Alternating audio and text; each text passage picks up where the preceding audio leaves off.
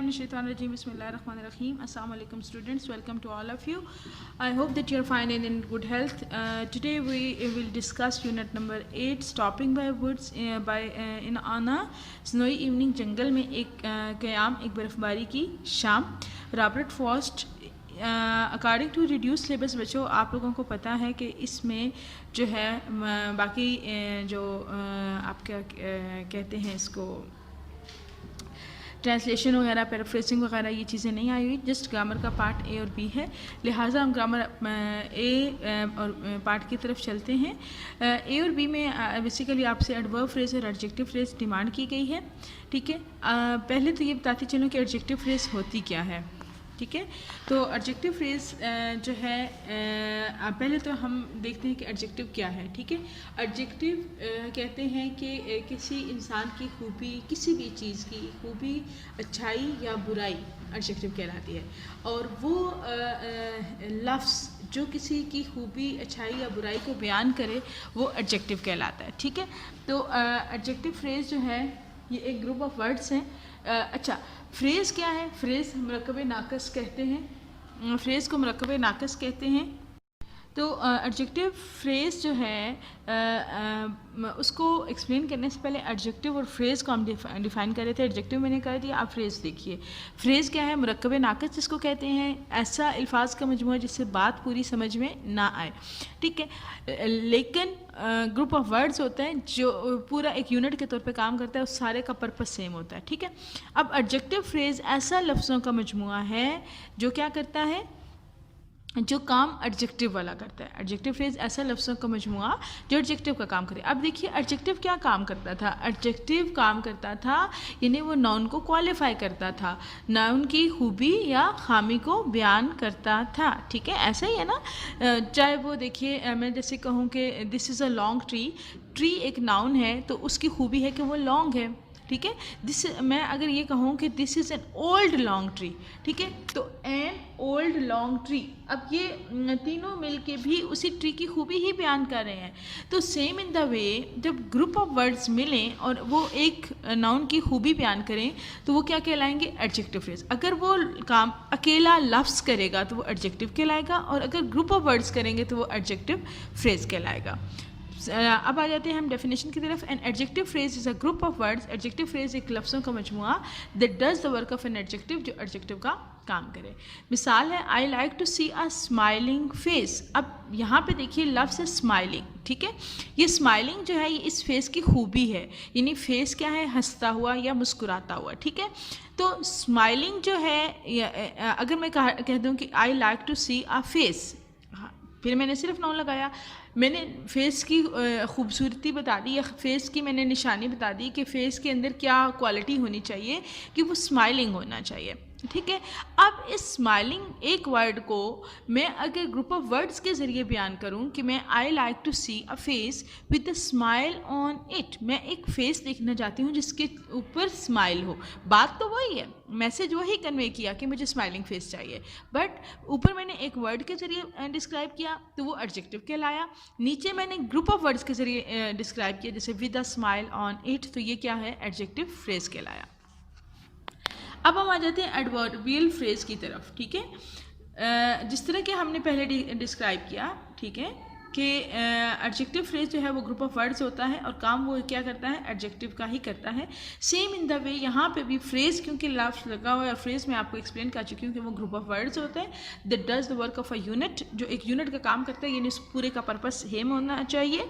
तो adjective phrase भी इसी तरह ग्रुप ऑफ वर्ड है, लेकिन वो काम किससे करता है? एडवर्ब का. अब अपने प्रीवियस लेक्चर के अंदर मैंने आपको एडवर्ब के बारे में बताया था कि एडवर्ब क्या होता है, जो कि वर्ब को क्वालिफाई करता है, एडजेक्टिव को क्वालिफाई करता है और अपने जैसे दूसरे एडवर्ब को क्वालिफाई करता है.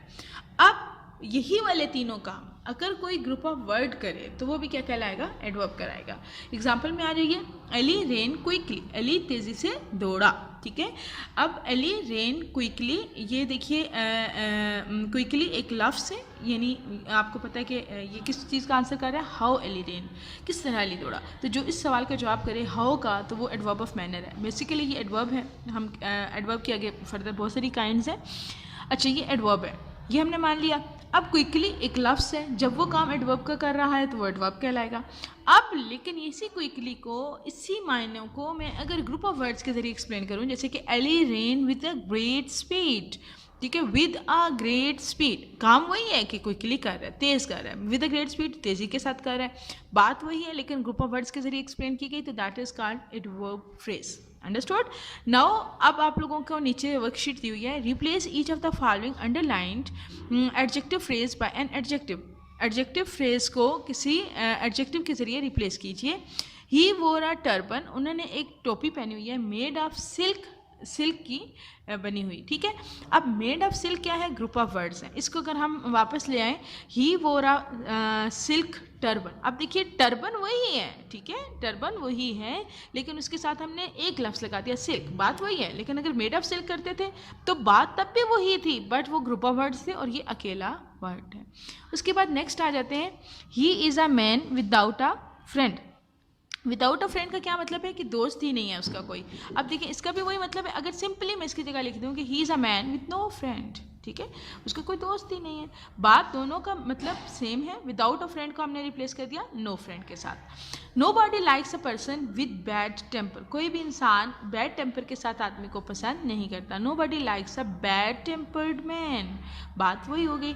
It is of no use, of no use group of words, ठीक है, again it is doing work of an adjective, हम इसको रिप्लेस कर देते हैं आई हैड नो यूज़, ठीक है, इट हैड नो यूज़ कर लें, ये बाय मिस्टेक आई लिखा हुआ है। अच्छा, ही is a man of sense, यानी वो बाशऊर आदमी है, वो समझ बूझ वाला आदमी है, तो he has a lot of sense for a person, ठीक है। अच्छा, उसके बाद है next, replace each of the following underline adverbs by adverbial phrase. Same जिस तरह हमने पीछे वाले में किया कि आपने एडवर्बियल फ्रेज को अब एडवर्ब से रिप्लेस करना है, पहले हमने एडजेक्टिव फ्रेज को एडजेक्टिव से रिप्लेस किया था। द पिजन फ्लाइज स्विफ्टली, ठीक है, स्विफ्टली तेज़ी के साथ, विद अ ग्रेट स्पीड होगा, उसको हम स्विफ्टली कर लें। He built his house there, there कर दिया हमने। ही ट्राइड हार्ड, उसने सख्त मेहनत की, ठीक है। ही स्पोक एलोक्वेंटली, ठीक है, और डिड सारा बिहेव वेल। अब देखिए मैं आपको वन बाय वन इसका करवाती हूँ। इसमें आप लोगों ने देखा कि किस तरह जो वर्ड अंडरलाइन किया हुआ था वो आपके पास एडवर्ब था, इसको अब हमने एडवर्बियल फ्रेज कराना है। स्विफ्टली था, उसको हमने एट अ ग्रेट स्पीड कर लिया, ठीक है।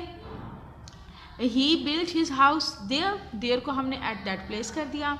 He tried with a great deal, ठीक है, he tried hard with a great deal, बहुत मुश्किल के साथ। He spoke in a full flow, वो पूरे फ्लो के साथ बोला, ठीक है, इसको हमने रिप्लेस कर दिया, ठीक है, कि वो बहुत तेज़ी से बोला, ठीक है, बहुत एलोक्वेंटली बोला, उसको हमने रिप्लेस कर दिया विद द ग्रेट फ्लो के साथ, ठीक है। और उसके बाद है डिड सारा behave in a good way, क्या सारा ने अच्छे वे से बिहेव किया, ठीक है।